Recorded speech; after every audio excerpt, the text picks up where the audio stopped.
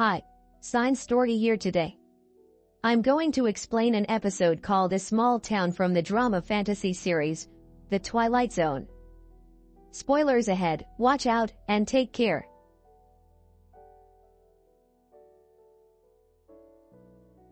The episode starts as the TV news reports the death of Littleton Town's mayor, Trina.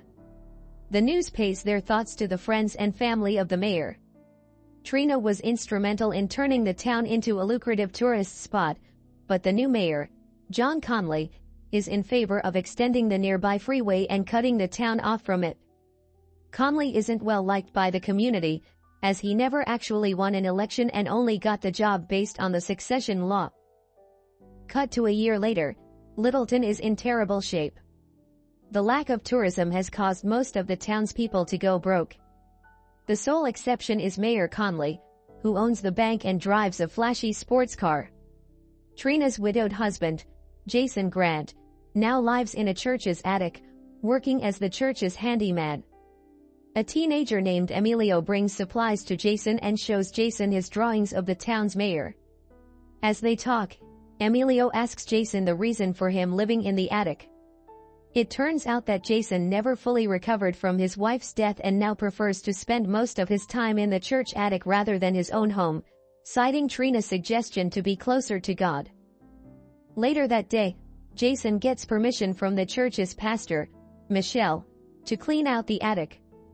While cleaning out the back corner, he finds a large model of the town and props it up on two stands. He turns a key on its side, and lights within all the model buildings flicker on and off. He is fascinated by its precise details but becomes unnerved when he looks into the church's window and sees a small figure with his resemblance inside. He shrugs it off and sprays some water on the church to clean the dust off. It suddenly starts raining outside. The following morning, Jason has breakfast at the Busy Bee Diner. He talks with Anna, the diner waitress, and Emilio's mom. Then he hears two men talking about yesterday's rain. They find it weird that it only lasted for a few seconds and hit only one block of the town. He then hears Anna telling Emilio they will be painting the diner tomorrow. So, Jason heads back to the church and uses Pastor Nichelle's peach nail polish to paint the model diner. The next morning, the town wakes up to a new peach paint job on the diner. Nobody knows who did it, which upsets Anna at first, but she eventually warms up to it since it cheers the town up. As Jason quietly takes pride in his Robin Hood-like deed, he sees an old woman trip in a pothole. He rushes to her aid. The old man beside her tells Jason that they had put in a request for the mayor to fix the pothole a long time ago, but the town's new mayor, Conley, doesn't even look at it. So, Jason takes the suggestion box home with him to fix the town's problem himself. Jason goes through each suggestion and fixes many things around the model town. For every pothole and tree stump he fixes, it immediately fixes itself in real life. He even tests the model's power by putting a chicken bone on the model street.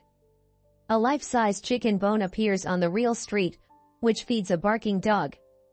The town reacts positively, but they start to suspect Mayor Conley is behind it all due to the upcoming election season. This irks Jason, especially because he hates the mayor.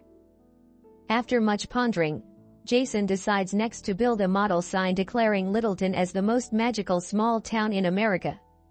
He places it on the corner of the model. The next day, hundreds of travelers exit off the road, and the town flourishes again.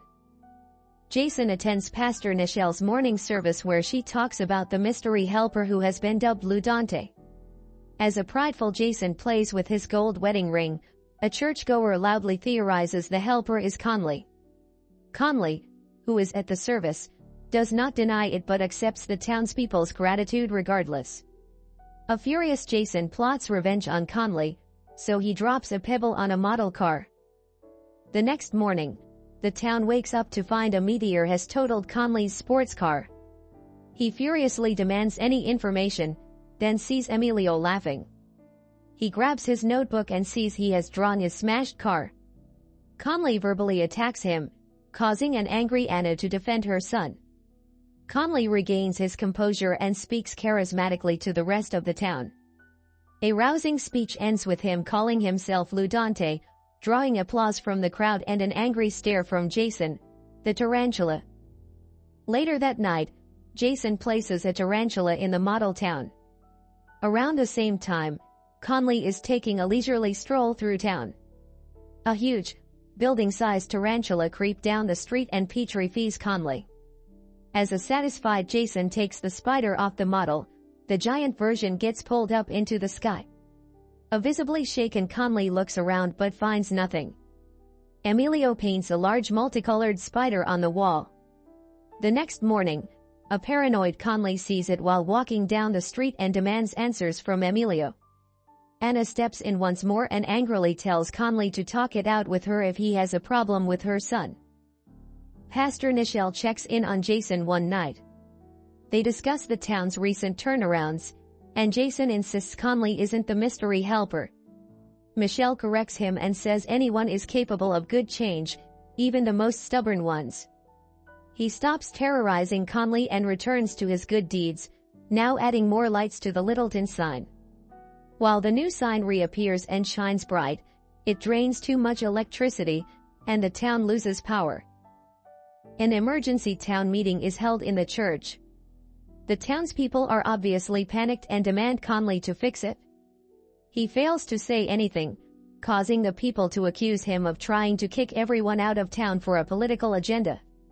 He cowardly leaves the church and spots Emilio across the street drawing into his notebook. Conley grabs it out of his hands and shows the town his drawings, linking the boy to every recent bizarre happening. The town starts diving into chaos, with most of them demanding solutions from Conley. With no other choice, Jason steps in and finally admits to being behind everything. He insists he only wanted to help the town, while calmly nearly destroyed it. To prove it, Jason goes up to the church attic and places his engagement ring beside the model, mentally apologizing to his wife for letting her down. He then lights some matches in the street of the model. This causes a bonfire to appear in the real street. Conley and the sheriff intrude on Jason and witness the model in action. Conley gets evil thoughts and ponders turning the town into the New Vegas with the model's powers.